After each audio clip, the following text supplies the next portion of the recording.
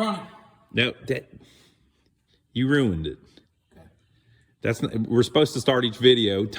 Ask Tani, she knows. Okay, start. When I start the video, I'm supposed to go, Donnie, what are you doing? We're going to talk today. Oh, no, he wants to talk. You saw Tani's video where she said that, right? When you were doing the brakes on the truck? Mm-hmm. She said, Donnie, what are you doing? Yep. All right, what do you want to talk about? Everybody thinks we got a bunch of money. We do not, no. We ain't got a bunch Who would think that? What we do, though, is we use our brains. Yep. So, we got a project coming up where we're going to be sanding some floors. To be honest, about 8,000 square feet of floors. It's a lot of floors. So, it's an old building that has a wood floor in it that's about half destroyed. But since the building has a crawl space, we can't make it a concrete floor. We would love to make a concrete floor. If it was only a foot or two above the ground, we'd fill it in. We'd make it concrete, right?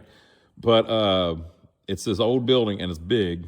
And the floor, we've done extensive, we've repaired a lot of the floor, but we need to put a finished floor on it, which is going to have to be wood. We can't do carpet. There's nothing you can do. You can't do tile because the floor will flex and it'll break up tile. We was going to do the plastic floor, that floating floor, but it just ain't going to look right. Yeah, it's just going to look like crap. And it's an old historic building. What would look right is a wood floor. A hardwood floor. And it's getting to the point where if you put it in yourself, you can kind of put on a big commercial job like we're doing, you can kind of put a hardwood floor in as cheap as you can put any floor in. Yes. Because if we put carpet in, we have to put a subfloor in. Sure. We've got a subfloor, but it's old slats, basically. So if we're doing hardwood floors, and we're talking the cheapest hardwood floor we can get, it's going to be the little shorts, oak shorts, If we put a hardwood floor in, per square foot, since we don't need a subfloor, we got the slats, it's kind of the cheapest way to do it. Yeah. You'd have to put OSB down and then carpet and padding. But we wouldn't use OSB. We'd have to use plywood.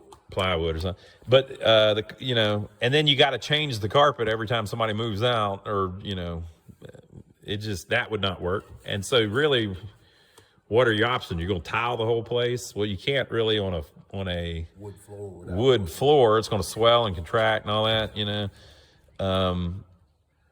Now, somebody's going to say, "Oh, you can do it." Yes, we could do it, but it's not cost effective. We run into this problem all the time when we're working on like an old building or a house or even a mobile home. Usually, the cheapest way to fix something is to just put it back how it was originally. The way it was, yep. So that building was built with a wood floor. That's kind of the cheapest thing to put in there. That's one of the reasons they built it like that, So, but anyway, with that said, continue your story, Donnie, before I so rudely interrupted you. We're always looking for stuff ahead, like way out there, like 6 months in advance. So I was at an auction last week, a couple days ago, and this jewel pops up. It's a Clark Easy 8 drum floor sand. Boy, she's beautiful. Now, if we got to rent one of these things, that's probably what we would have done, is rented it. I used to work at Home Depot with tool rentals, so I'm kind of versed in a lot of the rental prices. But they don't know what it is. It's a floor sander. It's an Easy 8 drum floor sander. You put like a sanding belt on there? Yep, it's like you got a belt sander, is basically what it is, but it's commercial. And you roll it across the floor to finish hardwood floors. You roll it across the floor and it will sand hardwood floors. Well, it's designed to sand hardwood floors. Yeah. So we would have probably rented one of these things.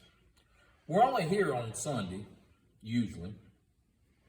So there ain't no Home Depot or Lowe's or rental department within 40 miles of here.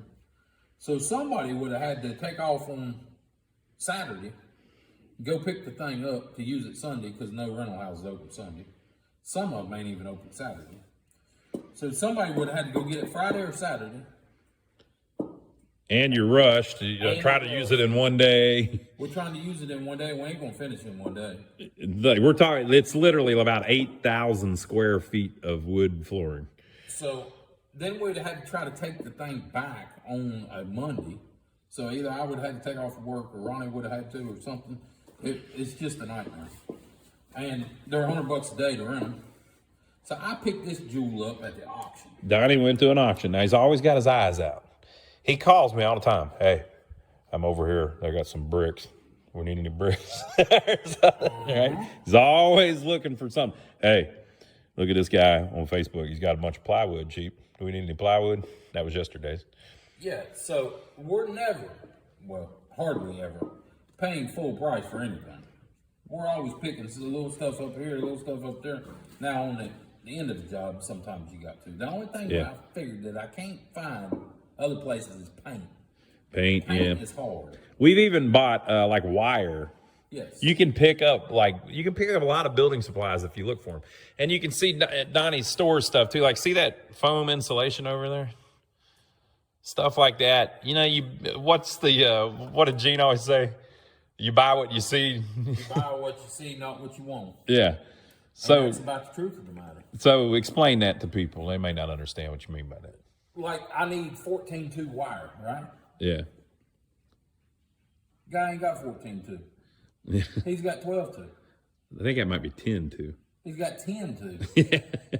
It's half price of the 14-2, so you're going to use 10-2. Yeah. Instead of the 14-2. You buy what you see. Yeah, whatever's available. What you want. Yeah. Now, in a perfect world, you'd go down to Home Depot and you'd pay 3 times as much and get exactly what you want. But we don't do that kind of stuff. We dance around and get what we can use. Mm-hmm. So this sander is a $6,000 sander. It's $5,800. Donnie, I don't believe that. You don't believe it? This is not a $6,000. What'd you say? $5,800? $5,800. He's crazy, right, folks? This is not a $5,800 sander. Who would pay that for a sander? I don't think you would actually. But that's not the same one. I'll bet. That's probably. That's a picture. Easy 8 sander right there on the front. Yeah, that don't look the same. That kind of does. Easy 8 sander right there on the top. Yeah, but that's because you just found one that was $5,800. This is very overpriced. That's probably. Y'all look them up.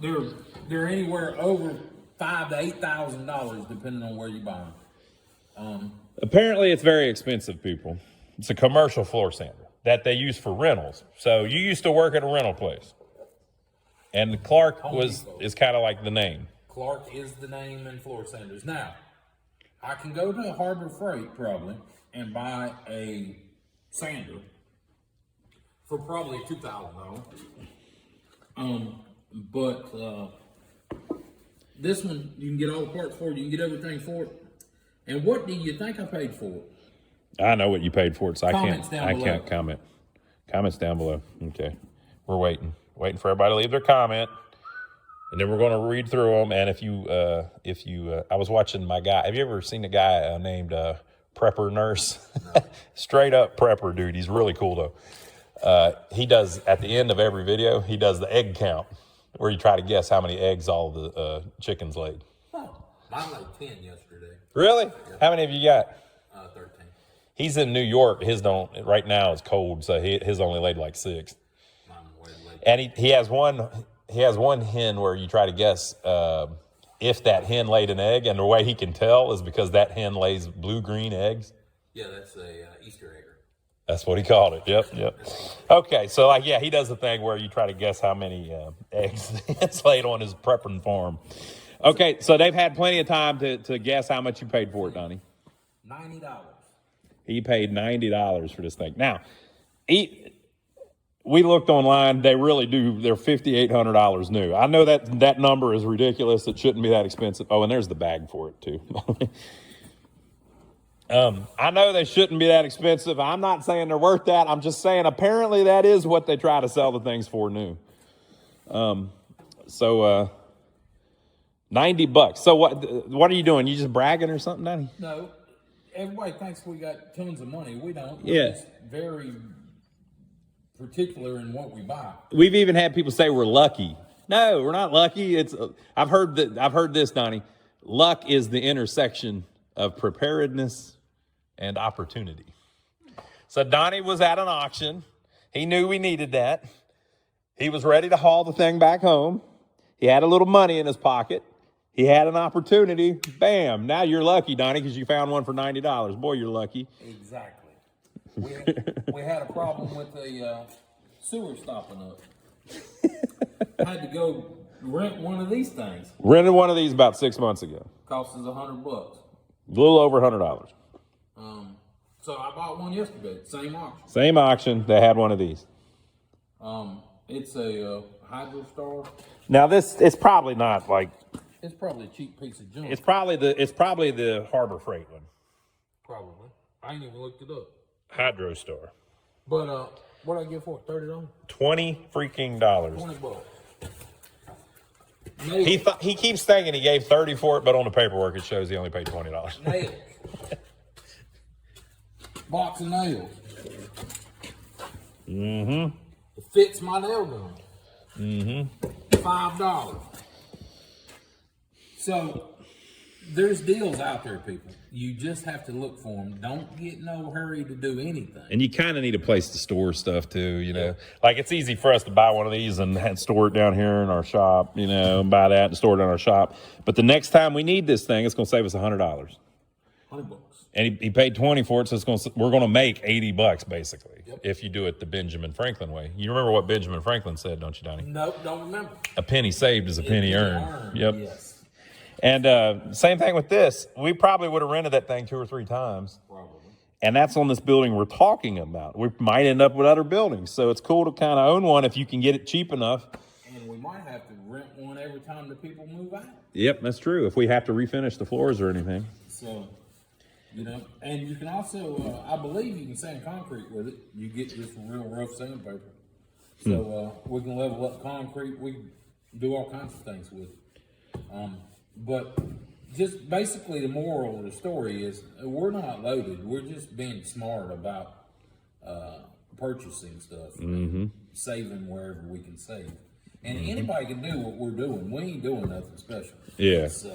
It's not like, you know, we're both smart guys, but we're not like the smartest people in the world where we're geniuses well, we might both be geniuses, but we're not like, you know, Bill Gates. Well, I'm probably smarter than that guy. Well, you get the analogy, people. I mean, anybody can do it. That's the analogy. That's what we're trying to say here. But one man's trash is another man's treasure. Exactly. Have you heard that? I have heard that. So that's all you got to look for is look for the stuff that nobody wants. I call it. Everybody has different ways of putting it. The way I see it is money on the floor. Yes. I say that all the time. Man, there's even some money on the floor over here. All we got to do is pick it up. Yep.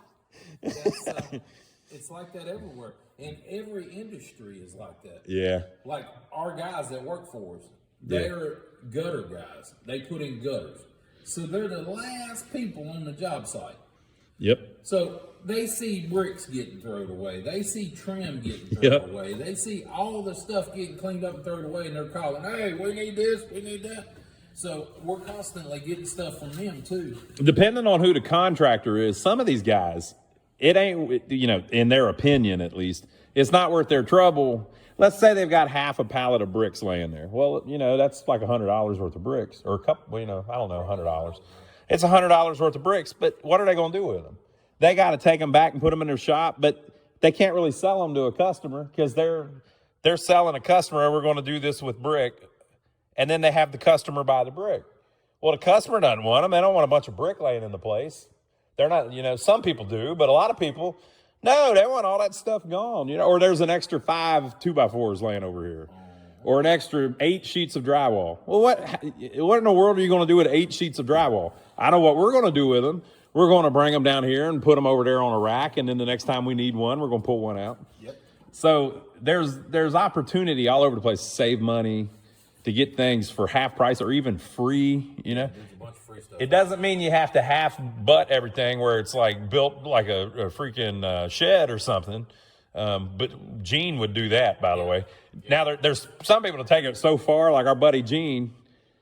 He'll use anything. I mean, he'll take a door and use it as a roof, you know, on his shed or something, or, you know, it just nails stuff in the wrong place. You don't have to do all that, but if you look around, you can find deals and pick stuff up and save yourself some money. But it kind of depends on what you're doing too. I was watching this episode of Hoarders, Donnie, where this guy was he had a bunch of rental properties, and he had a bunch of crap at his house, and the place was just, the backyard, he's living in a subdivision, and the backyard, he's got crap, you know. Did he have any sinks? Yeah, had all that stuff, had crap everywhere, just piled up, and he's like, yeah, I need all this stuff. Well, of course, the city comes by and he gets in trouble. So we're not saying be like that, but if you've got a building you can store stuff in, you can pick things up ahead of time, like this. We're probably not going to use this for at least 6 months. But whenever we get ready to use it, we'll film a video of it, and you'll see it. It's not costing me nothing sitting there. Yep. And it's going to save us some money eventually. So oh, and tell them again, you make your money when you buy a thing. You make it when you buy it, not when you sell it. Yeah. I'm sure if I put that on Facebook, I can get $1,000 for it right now. You think it's worth $1,000, huh? I bet you I can get $1,000 for it. Mm-hmm. But there's no, I ain't gonna sell it. Yeah. But you make all your money when you buy it, not when you sell it. Yeah, because basically it's better to get a really good deal on something than it is to inflate the price of something or whatever. You get the point. Yep. So is that what you wanted to tell them, Donnie? That you're not rich? That I'm not rich, and you just got to look for deals. You can make pennies go for dollars, and dollars go for hundreds if you just pay attention to what's going on. Yep. The other advice I would give people too is steadily work at something. Yeah. So like if you've got a big project you're trying to accomplish, like we've been filming some videos on working on a piece of property that's going to debut pretty soon, a whole series, right? We're right here. We've pretty much finished it, but we haven't put the videos out yet. You'll be seeing them soon though. But basically it looks like a big, huge problem, but it's really 100 small problems. Yeah. So just steadily work at things, come up with a plan, do things in a smart order, but just work a little bit at a time over and over and over and over. It's like climbing a ladder, people. Yep, one step at a time. You climb that ladder one step at a time. Pretty soon, before you know it, you're at the top of the ladder. Yep. Yeah, and I don't like climbing ladders. Yeah, we don't like climbing ladders. Yeah. There's one over. Well, I won't show. Yeah, ladders. Ladders are rough. I don't like climbing ladders. Climbing the ladder ain't the problem. Yeah. It's the sudden stop at the bottom. Yeah. Yeah, the fall ain't even that bad. Yeah. It's just when you. That stop. All right, folks. Well, there you go. All right, give us a thumbs up for filming it, y'all. Subscribe to the channel if you hadn't already, and we'll catch you on the next one.